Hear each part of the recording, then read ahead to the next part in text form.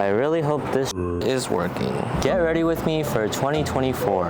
Initially, I told myself I would take this week off, but I, kind of wanted to do something chill. It's been a while since I've done a get ready with me, so I don't know if it was just me, but I feel like 2023 was kind of the worst year I've ever had. But I say that every year. I'm sure some of you guys can relate.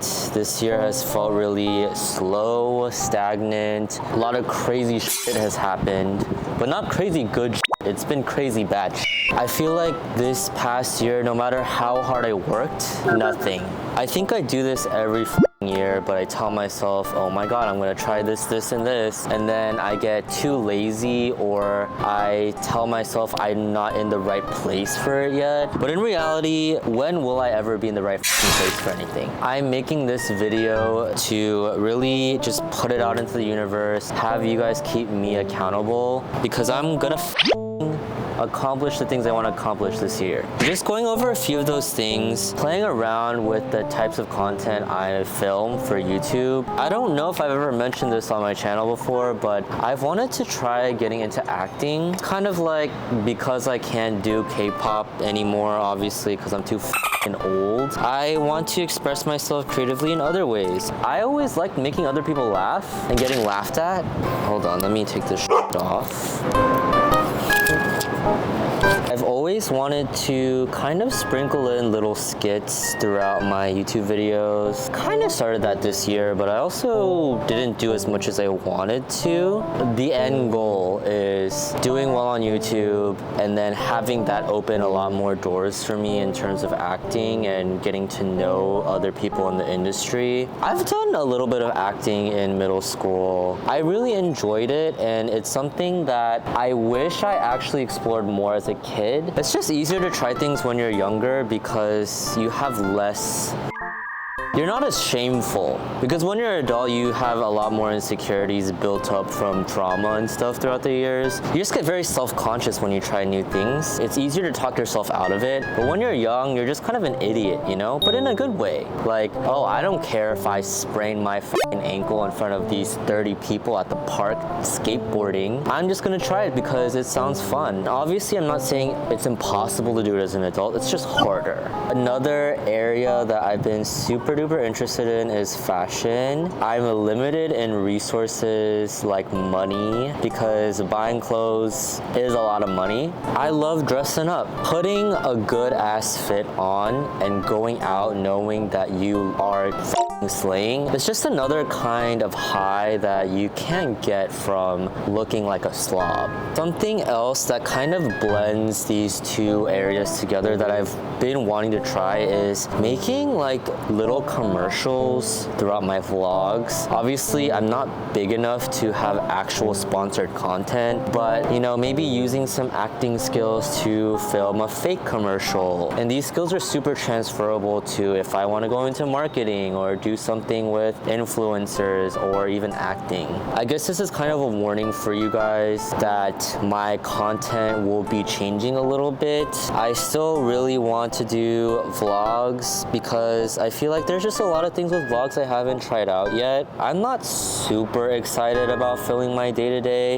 It definitely is nice to have something to look back on, especially if it's making memories with friends and family. And that kind of is one of the reasons why I started doing vlogs, but it's not something I want to prioritize with my YouTube career. I have kind of withered out with my K-pop content. Like, I do think it's interesting to explore all of these little theories and what ifs. If I'm being honest, it's not something I'm super passionate about. I was more into K-pop back then rather than now. I can still eat up some New Jeans shit. I will always appreciate the music, but definitely in terms of the idols themselves and their personalities, I'm not sure I can follow that as closely as I used to before. Maybe it's just a phase I've grown out of, but I'm definitely open to talking about those things more in kind of an open, like critiquing society or critiquing social media, because that is still kind of interesting to me. And I think there's a lot to learn about the way we prop these idols up, or the kinds of people we look up to, or the kinds of content we consume, because it is a reflection of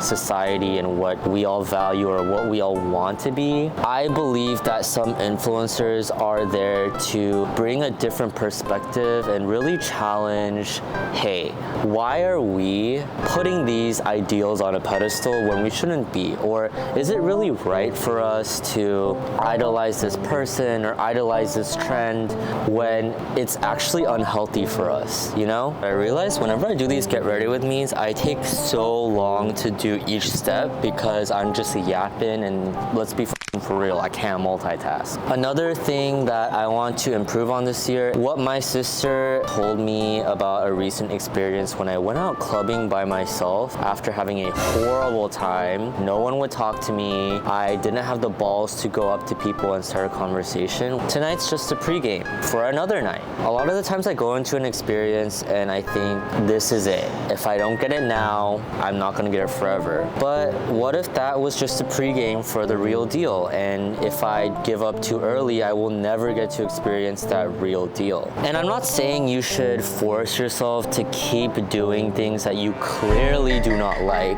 But if you're forcing yourself to give up because you're not good at it on the first try, or because you don't feel good at it at the first try, that's different. What the hell is this knot, man? No, Fam, the setting spray.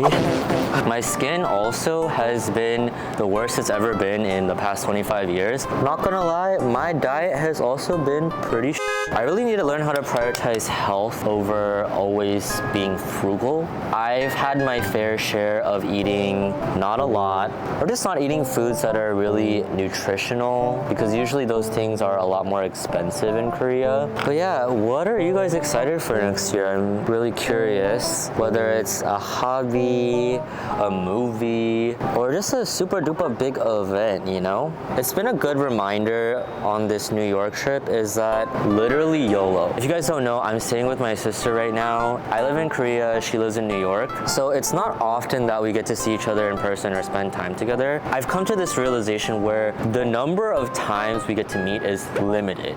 And I think this past year, I've really just said, oh, I'm not gonna hang out with friends because I wanna focus on XYZ, which is fine, but also it's become very unhealthy because I'm not living my life and I'm not taking advantage of the time I have and the proximity I have with these friends. Maybe in the future, I won't be able to see them anymore and I'll regret not making more of an effort to spend time with them. Obviously, you need to balance putting your mental and physical health first, but also enriching your life with these experiences. Sometimes I know it's a pain in the ass to go out or go out of your way to do something, but if it's for someone who's worth it, I'd say go for it. You're gonna thank yourself later, and we're all done. Again, I wanna thank you guys for a really great year. It's been rough, but it's still been good. I have a good feeling about 2024. We gotta ride into it real high, yeah? Hope you guys have a lovely new year, and I'll see you in 2024.